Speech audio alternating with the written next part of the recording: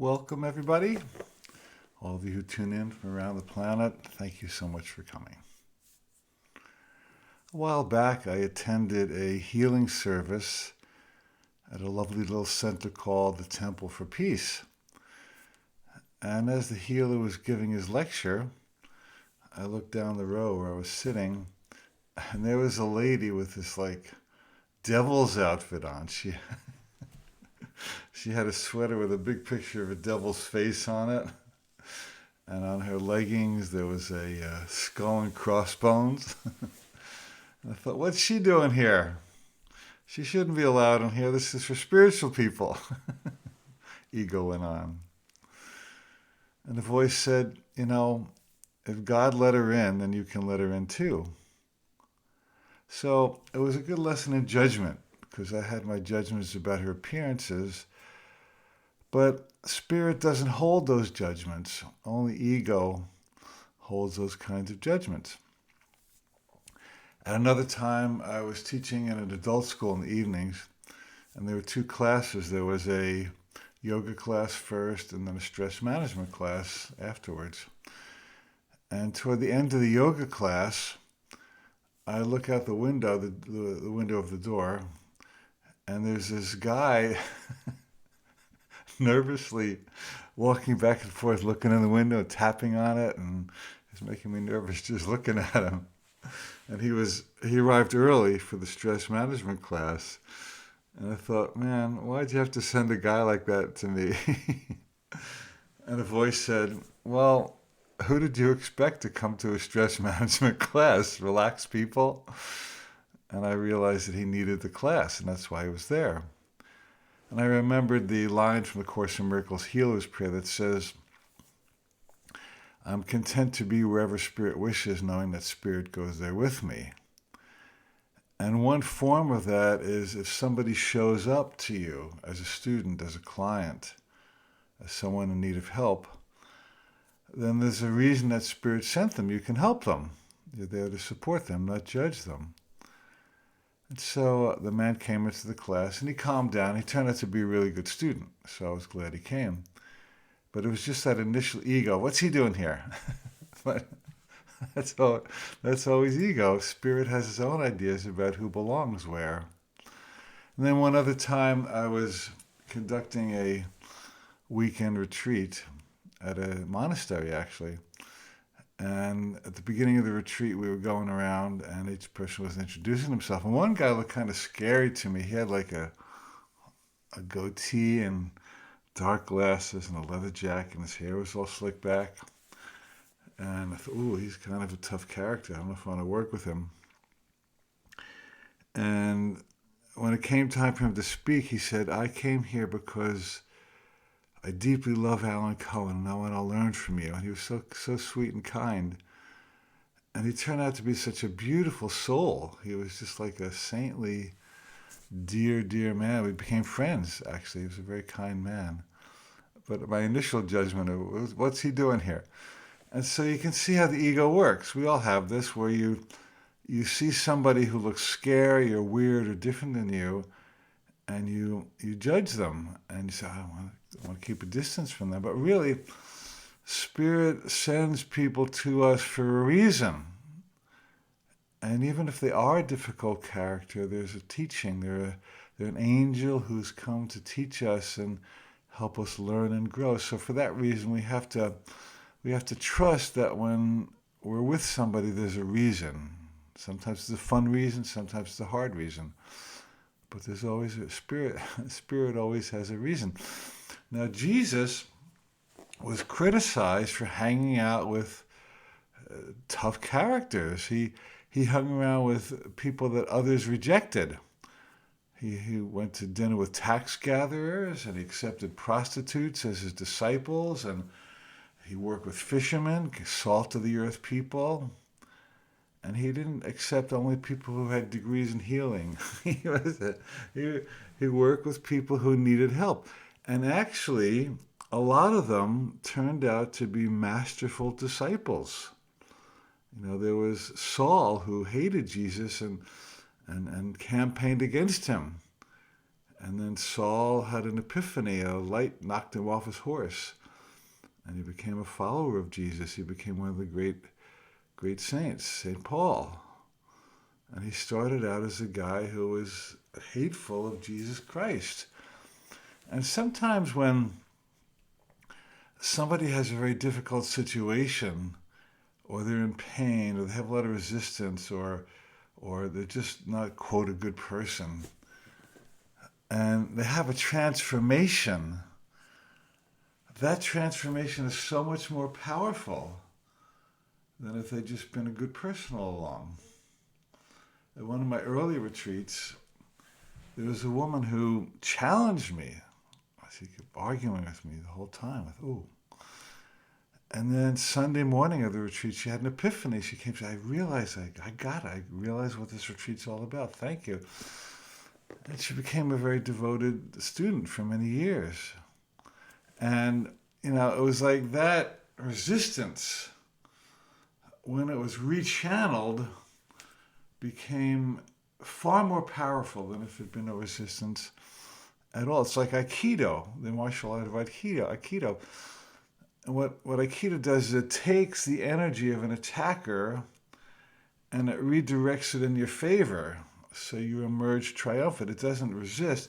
It flows and moves the resistant energy in a new positive direction. And then there's triumph, there's willingness, there's transformation. Many years ago, I read about a criminal named Starr Daly, Starr Daly, who was a hardened criminal. By age 20, he had committed numerous crimes, and he was incarcerated for a long, long time. And he was a very tough prisoner. He started riots and argued with people. He was the worst prisoner. And he was so mean and cantankerous that they put him in solitary confinement, fed him bread and water. This was many, many years ago.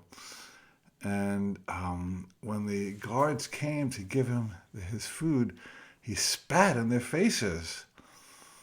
And he was hanging by 12 hours a day with shackles to a bar. He slept on a cement slab at night. Of course, there are far more humane ways of treating prisoners in these days, but this was in the early 1920s, something like that. And then in a flash, Jesus Christ appeared to him and showered him with unconditional love. And he was touched to the very depths of his being. And in a moment, he became a new person. And he became, and he read the Bible. They let him out of solitary eventually. And he studied with this lifer who showed him the Bible. And he became a Christian. He became a spiritual man. And he wrote two very powerful books. One is called Release, and the other is called Love Can Open Prison Doors. Starr Daly. You can find him on the internet on Amazon. And he was the hardest of hardened criminals, a man that people said there was no hope for his rehabilitation. And in a flash, in a moment, he was transformed. He became a teacher, a healer. I think back to St. Paul said, and a change can come in the twinkling of an eye. So we think, I have a long road for healing, and I better do all my pranayamas and my yogas and my Course in Miracles lesson, my practices, and one day I'll get there, if I'm lucky. And of course, all those practices are healthy and good. I think we should do them if you feel guided to do them. But also leave space for a miracle. Course in Miracles says that all that's required for a miracle is a little willingness. And little willingness means, God, I just would like to have this healed. Please help me. That's a good prayer. You don't have to know how to heal it. You don't have to even feel like you're able to heal it yourself. You just have to say, I'm open and willing and ready for this to be healed. Now the ball is in your court. God, please help me. That's a good prayer. And many times something will happen. You'll meet somebody or read something. You'll have a dream or a meditation or some kind of insight. And a healing will come. A shift will come. How about relationships? We have a tough relationship, spouse, partner. We say, God, I have no idea how this is going to work. When I was in college, I had this girlfriend, and we weren't getting along. It was a pretty acrimonious relationship. And I was walking past the college chapel, and there was a Buddhist monk giving a lecture, so I stopped in. And I just heard him say one line. He said, all of our problems exist in our mind, and that's where they need to be healed. And when I heard that, I realized that my problem with my girlfriend was in my mind. It wasn't her. It was how I was thinking about her, my judgments about her, my resistance to her, my reaction to her. It was my own internal vision of her that needed healing.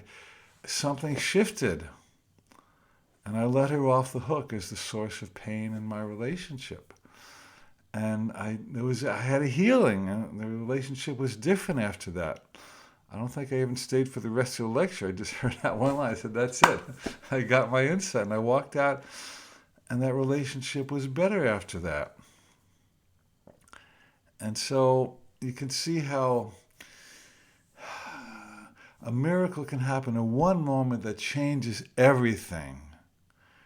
And many great saints and healers and mystics had their epiphany. Something happened, and they had a shift. They had a transformation.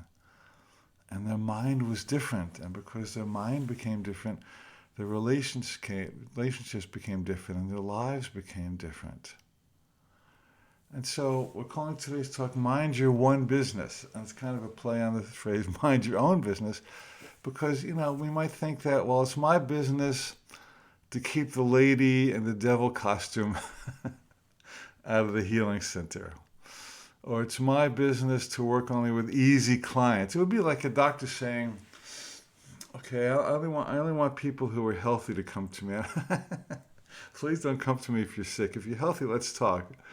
But I don't want to deal with sick people. That would be crazy, wouldn't it? Because a doctor is intended to work with people who are hurting in some way. And so if somebody shows up in your class or your social circle or asks for help, just assume that spirit sent them. And perhaps their potential for transformation is far, far greater than somebody who's just an easy case. And it's the same thing with our intimate relationships. The harder the relationship, the bigger the potential for shifting. And that's why the Course in Miracles says, the holiest spot on earth is where an ancient hatred has become a present love. Don't you love that? The holiest spot on earth is where... Now, and it doesn't have to be an ancient hatred. It just be an ancient difficulty, an ancient hard relationship. It doesn't have to be officially hatred, but, when you're in fear or anger or resistance or resentment or jealousy, that's a form of hatred, isn't it? It's a form of resisting love. And if you can take a hard one and shift it, that's the juicy... Those are the things you remember at the end of your life. Wow, that was really hard. And then it got really better. And now that person is my friend, or at least I can hold them in my heart and respect them and accept them, and I accept who I was with this person. See, judgment always drops a veil of illusion between us and the person or object we're judging. Just because that lady had a devil sweater on doesn't mean she was a bad person. She was a good person seeking to remember how good she was and how where the love lived inside of her. Jesus said, before you say to your brother, let me take the speck out of your eye, he said, before you say that, remove the log from your own eye. And Jesus was a master psychologist, a master metaphysician. People consider him a religious figure. They made him into a religious figure. But he was a metaphysical master who knew the depths of human psychology, how the mind works, why we're not healed, and how to get healed by shifting the mind.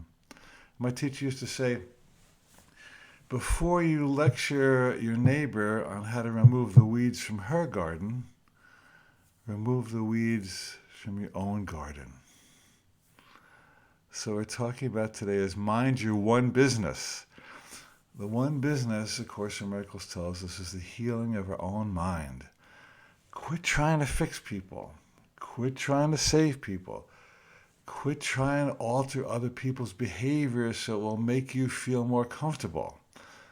Course in Miracles says, seek not to change the world, but instead seek to change your mind about the world. And that's how planetary transformation occurs, from inside out. Not through action is fine, action is good, but when action proceeds from a healed mind, it is infinitely more powerful than action that proceeds from an unhealed mind. Wow, what an opportunity. Shall we do it today? Shall we let today be the day that our mind gets healed? And we let everybody off the hook from our judgments and expectations and demands. We're going to say, I'm just going to spend my day in joy. I'm going to shine from the inside out. I'm going to love. I'm going to accept. I'm going to be who I was born to be. Quit hiding. Take the bushel off of my head. And I'm going to let my light shine. And wow, what a day this will be. Thank you for coming today.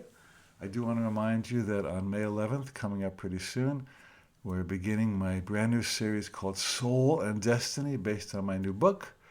It's all about looking into where you come from, why you're here, and where you're going. What is the purpose of our life?